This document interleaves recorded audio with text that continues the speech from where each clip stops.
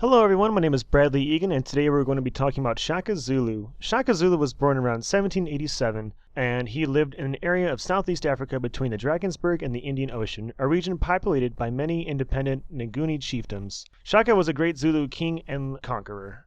Shaka was son of Sinzagona, ruler of an insignificant small chiefdom, the Zulu. At the time there was just less than 1,500 tribesmen. His mother was Nandi, the daughter of a Langanese chief. Because of disputes about why Nandi became pregnant during the early courtship period, Sinzagona claimed that her pregnancy was false and her condition was due to intestinal parasite named Ishaka.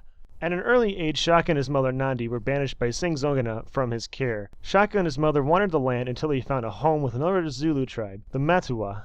Recognizing Shaka's drive, intelligence, and ruthlessness, Matua King Dingiswayo assigned Shaka to one of the Dingiswayos, Amabutho, a military regiment formed for young men. Over time, Shaka was recognized as the tribe's most impressive new leader. Showing his military genius at an early age, Shaka realized that the light throwing spears, standard among most tribes, was very ineffective. Most often than not, the thrown spear had minimum distance and penetration power, and allowed the opportunity for the enemy to pick up the spear and throw it back. Shaka began to fight enemies in his own style, that of attacking the enemy quickly and moving toward them very closely. He then used his shield to fend off spear thrusts from his opponent. He would then quickly find an opening and stab his assegai into his enemy. This close quarters combat of fighting was somewhat revolutionary for African warfare.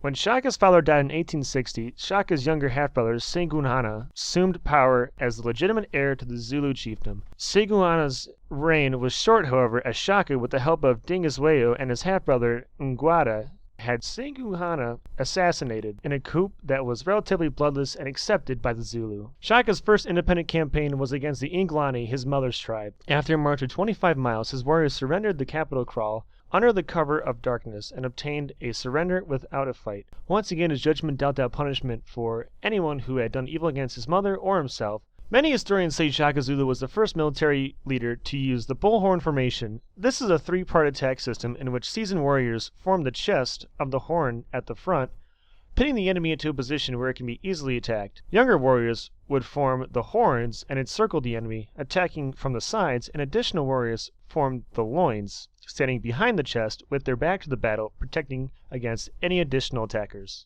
The Buthelezi tribe was next on Shaka's list of attack, deploying the buffalo battle formation on a large scale against them. The battle resulted in a complete rout of the Buthelezis. Shaka then ordered his warriors to slay not only all of the enemy warriors, but also their servants, slaves, wives, and children, and to burn their villages. Shaka introduced a new type of warfare to southern Africa, one of total annihilation. In 1827, Shaka's mother, Nandi, died, and the Zulu leader lost his mind. In his grief, Shaka had hundreds of Zulus killed, and he outlawed the planting of crops and the use of milk for a year. All women found pregnant were murdered along with their husbands. He sent his army on an extensive military operation, and when they returned exhausted, he immediately ordered them out again. It was the last straw for the lesser Zulu chiefs. On September 22, 1828, his half-brothers, Dingane and Malengana, murdered Shaka. Dingane then became king of the Zulus. Shaka's empire at his death was comprised of over 250,000 people spread throughout hundreds of miles of South Africa. Shaka had over 50,000 battle-hardened warriors at his command.